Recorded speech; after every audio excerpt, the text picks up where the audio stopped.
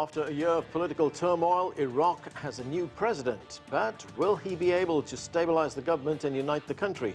Hello, I'm Anand Naidu, and this is The Heat.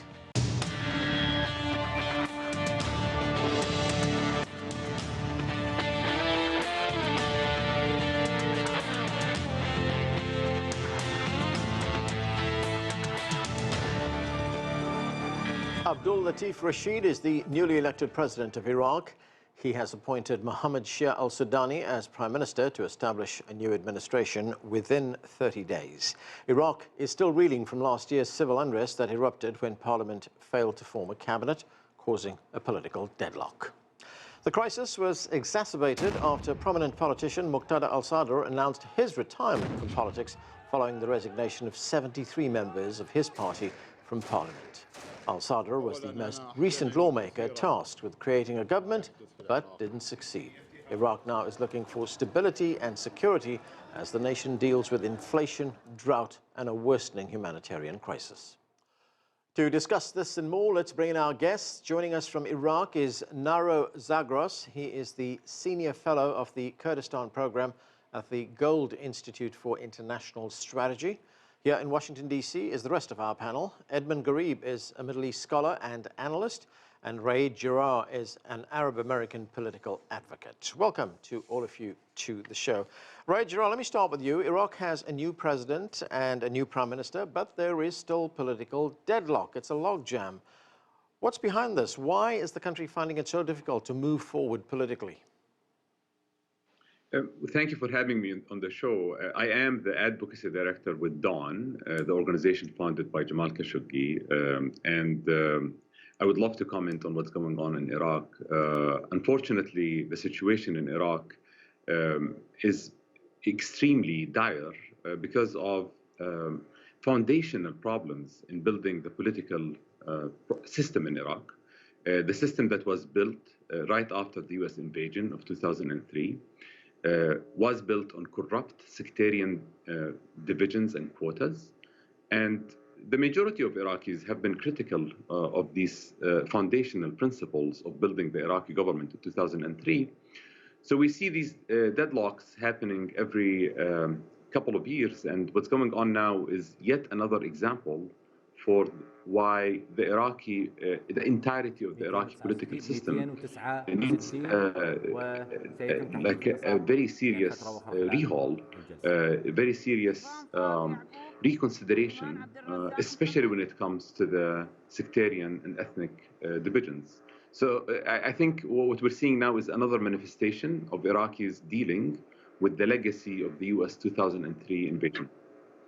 So, Raed, would it be fair to say then that the foundation on which the Iraqi political system was built, the political infrastructure, if you like, was something that was imposed on them by the United States and its Western allies?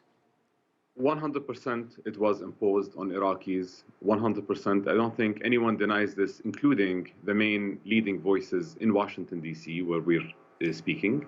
The U.S. came with an agenda and vision for the political system of Iraq. The U.S. came with some Iraqi allies who were tolerant or supportive of that U.S. vision. And the U.S. created that vision in 2003, 2004, 2005. And Iraqis have been extremely critical. The vast majority of Iraqis have been critical of the ruling class, the ruling divisions, the ruling principles of dividing the country along sectarian and ethnic lines. And we see this coming up in public opinion polls. We see it coming up even in elections every few years. So what I'm saying is that what we're seeing now is definitely the legacy of the US-led invasion. Edmund Gharib, when we look at the Iraqi system right now, and if we look at it as it's currently constituted, the Speaker of Parliament, Mohammed al-Halbousi, is a Sunni. The Prime Minister, Shia al-Sudani, is a Shiite, and the President, Abdul Latif Rashid, is Kurdish. What are your thoughts on this system? It doesn't appear to be working, does it? Well, it certainly hasn't worked very effectively. Iraq is continuing to suffer from the consequences of decisions made by the U.S. government after the invasion and the occupation of Iraq. There's no doubt that there were problems with the previous regime, but at the same time, the solution that was offered by the United States, I don't think, as we have seen, Iraq is still suffering, still paying a heavy price since the war. The war now, it's been almost 20 years, and Iraq is going from one crisis to another. One of the main problems, and I think that what Raed referred to, is the Lebanonization of Iraq. It made Iraq into a country like Lebanon, where positions in government were based on religion. In Lebanon, you have the president who's a Maronite Christian, you have the prime minister who's a Sunni Muslim, you have the speaker of the parliament who is a Shia. And in Iraq, you had the president who's a Kurd, you had the prime minister as a Shiite, and the Speaker of the Parliament, who is a Sunni. And that has not really, that system and the Constitution to a certain extent, did not resolve the problems. In some ways, there were some positive things. For example, there were some recognition of Kurdish rights, and perhaps here where Nehru could tell us a little bit more about from his perspective on this issue. But I think the main problem is that Iraq has suffered as a result, that has faced corruption, and this is actually is going to be one of the main challenges facing this current government, the new government. Iraq has also faced a major problem where it's been unable to deliver on basic services for its population. Whether it's electricity, clean water, education, etc. And this has been also a major problem that Iraq has faced. The ability of Iraq to build a unified, a strong state, I faced a lot of challenges. So all of these things have been, in part, consequence of the invasion, especially the destruction of the infrastructure. Right.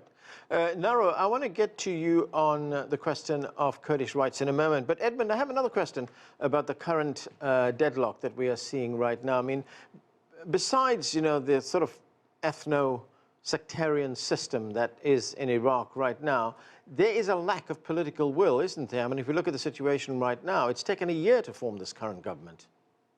Exactly. Well, there is a lot of division in the country. For example, we have seen there was a huge protest movement. And what's interesting about this protest movement is that it was, to a large extent, from Shiite, within the Shiite community in Iraq. They were very unhappy with the system. Many of them supported Muqtada al-Sadr, a leading religious Shiite cleric.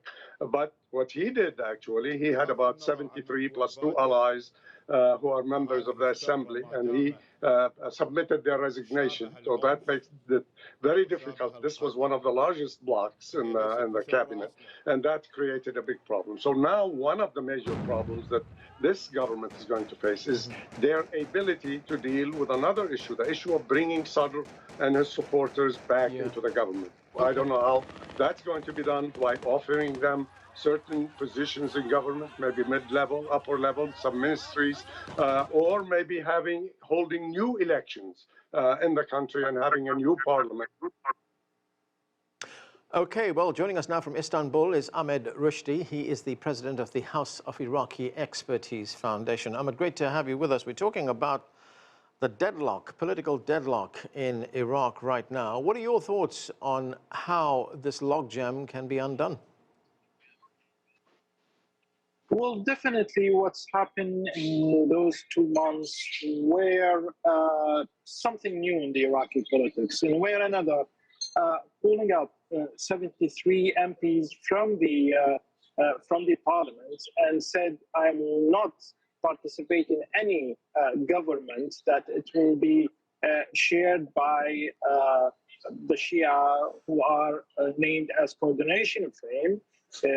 Muqtada al-Sadr, what I'm talking about, is something new in the Iraqi politics. But it also show you, after the 73 from the coordination frame became inside the Iraqi parliament, it show you how much difficult it happened to maintain the integrity of the Iraqi parliament. Because on those 2 days, 2 or 3 days, actually, huge disputes happened between the partners inside the coordination frame, and also inside the Sunni partners, and also even the Kurds. So it shows you how much difficult going to happen If there will be a session tomorrow, on Thursday, if there will be a session for making an Iraqi government, half of the Iraqi government, that's what we're hearing now.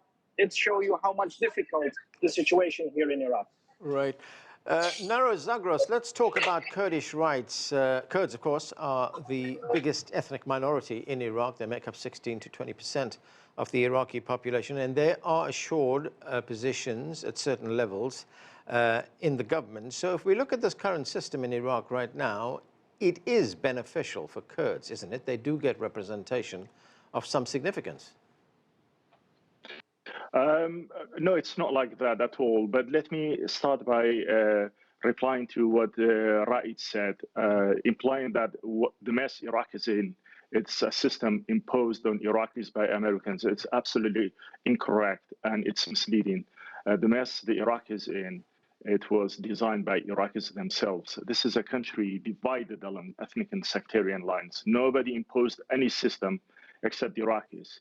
It's Iraqis who wrote down their constitution, and now the Iraqi government and Iraqi politicians, lawmakers are not implementing the constitution and so many other things. But in terms of the Kurds are not a minority in Iraq. The Kurds are a component of Iraq. And what we see now, the Kurds haven't benefited from the system at all. The Kurds have been marginalized in the system. The Kurds have been persecuted against, and so on.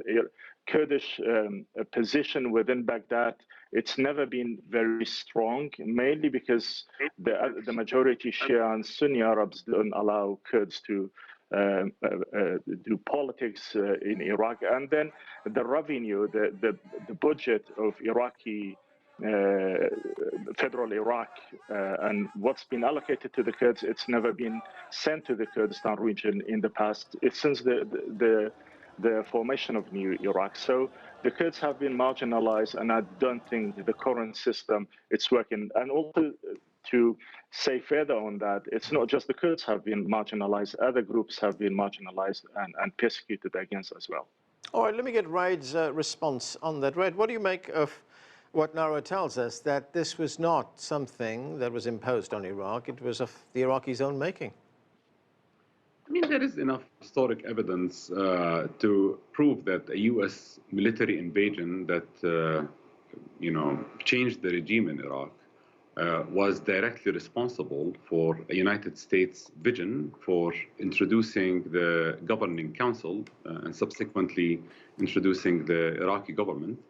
It happened under U.S. supervision, support, and blessing. I do take the point that Iraqis are not, victims with no agency. Definitely, Iraqis were a part of this system and played within the system, and many of them supported the system. So it's not like like there is definitely a share of responsibility and ownership among Iraqis. But the point stands that the foundation of the system, like Dr. Gharib mentioned, turning Iraq into a new Lebanon, was definitely a United States imported idea. Edmund, I'm going to get back to one of the big political players in Iraq that you were talking about earlier on. That's Muqtada al-Sadr. He's one of the most powerful politicians in Iraq. He has a considerable following as well. But he is refusing to back this current government. In fact, he did have a chance to form the government himself, but he has since retired. But why are we seeing this pushback from him? Well, I think to a large extent what we have seen is that Muqtada al-Sadr had at least been talking about the idea of creating a government elected by the population, by the Iraqi people.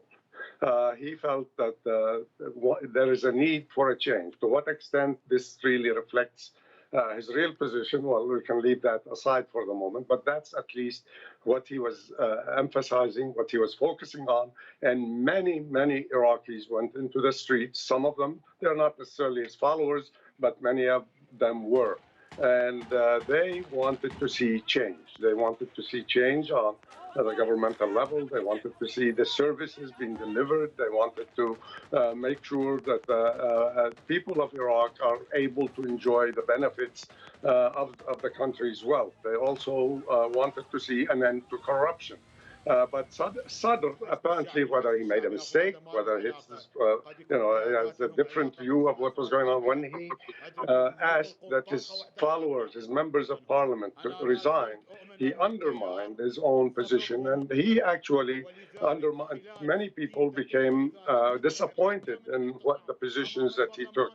But at the same time, regardless of that incident, unless Sadr and his people are brought into the cabinet, and into the government, I don't think this government is likely to survive for long. Maybe it might survive for a few months, maybe for a year, but I doubt very much we'll see it survive for 4 years. Right, Edmund, what is it going to take to bring him into government?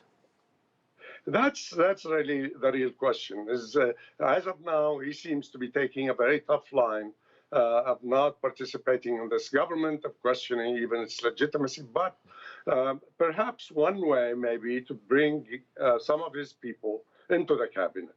There are going to be some important positions. How are they going to integrate them and bring them in? Would he agree to that? I think that's going to be the challenge. But at the same time, I think if the government wants to survive more than a few months or a year or a little more than that, Sadr and his people have to be incorporated.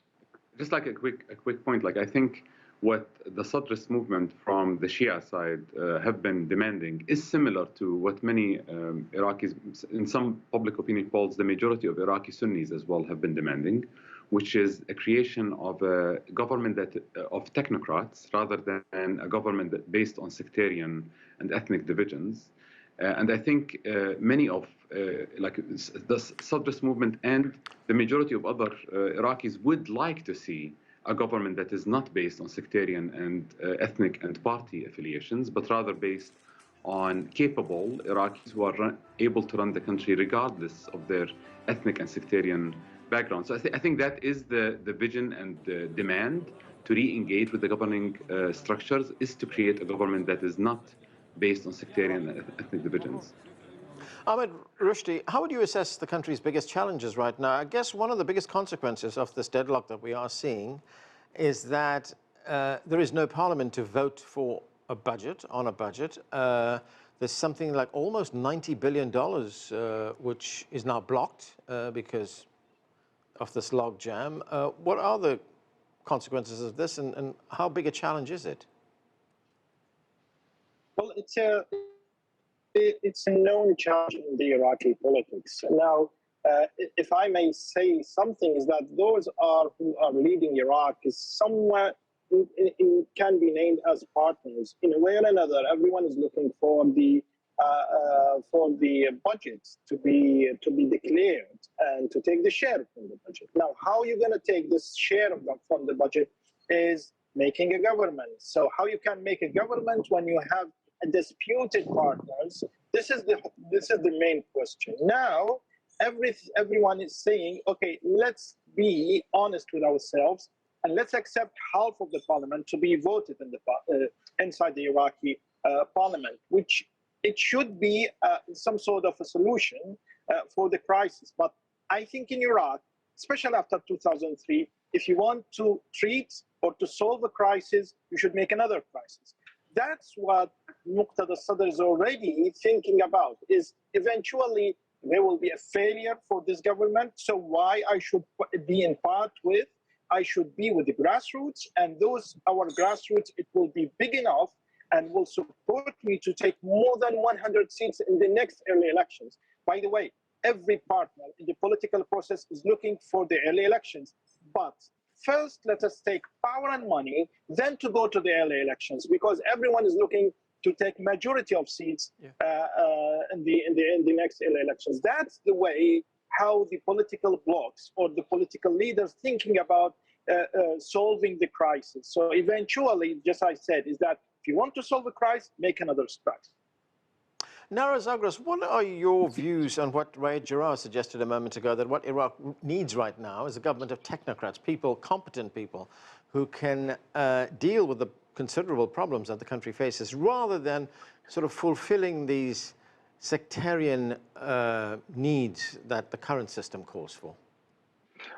Iraq has voted for these sectarians in the general election, and these sectarians are in charge who they want to put in parliament and government.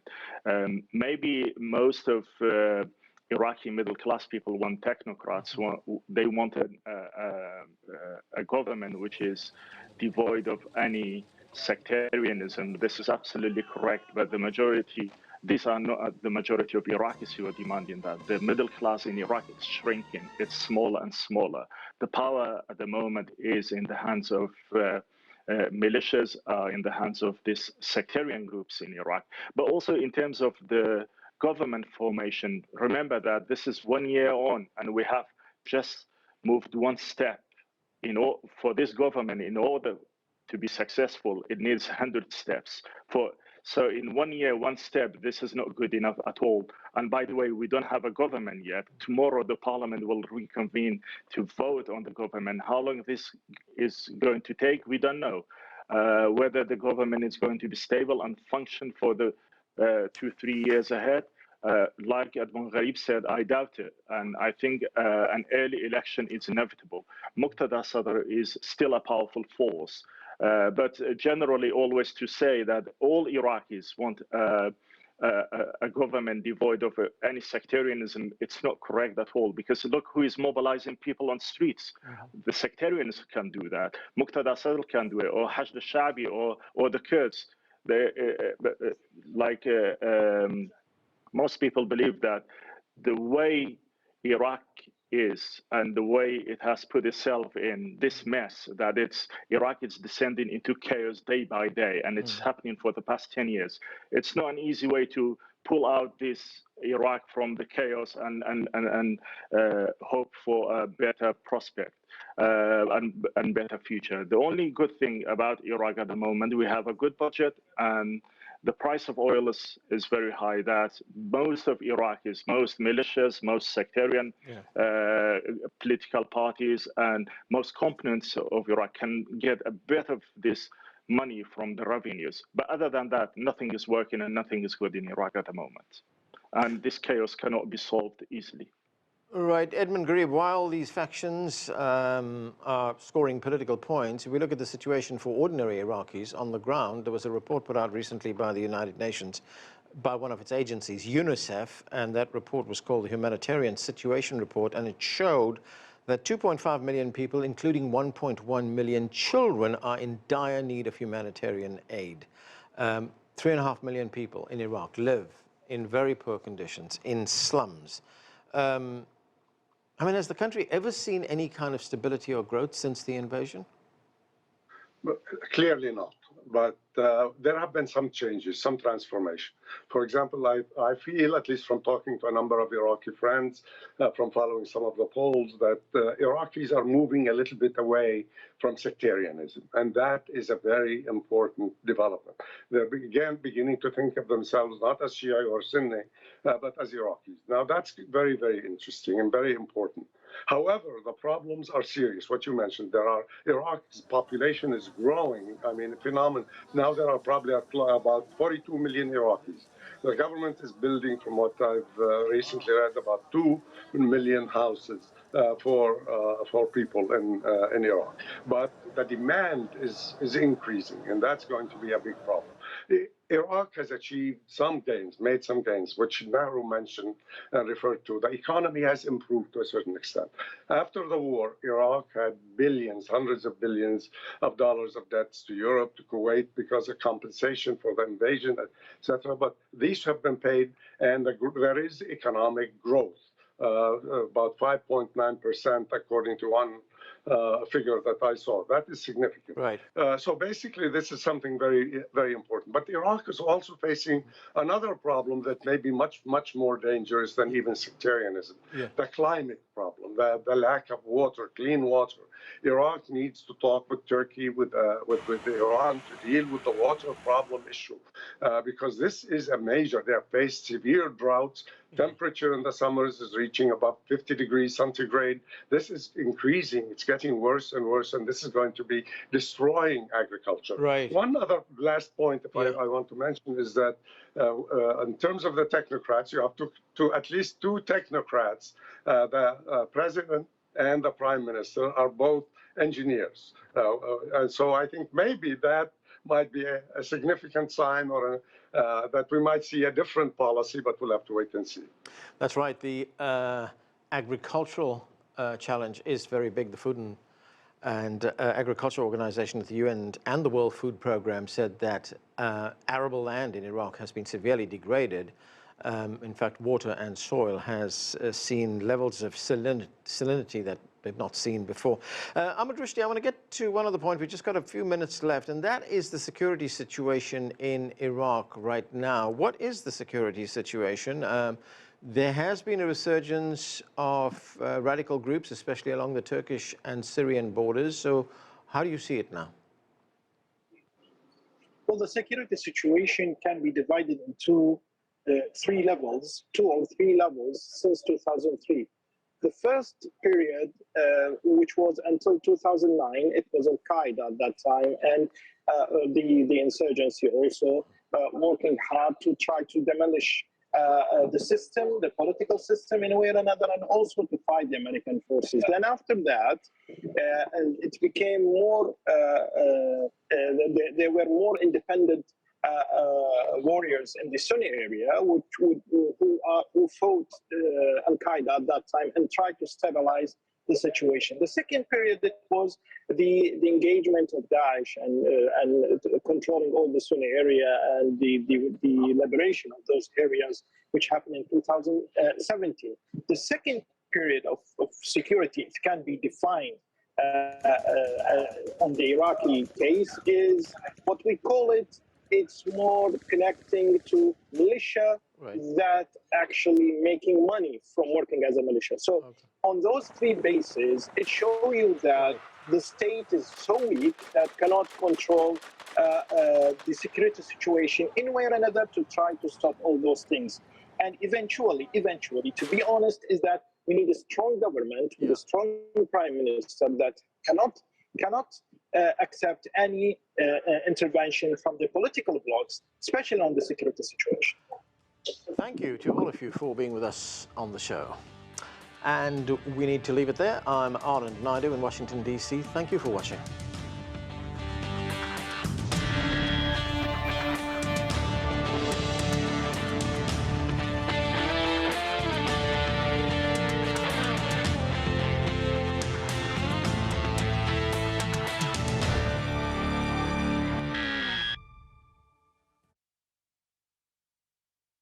Whether it's about your education, the home you live in, or the items you buy,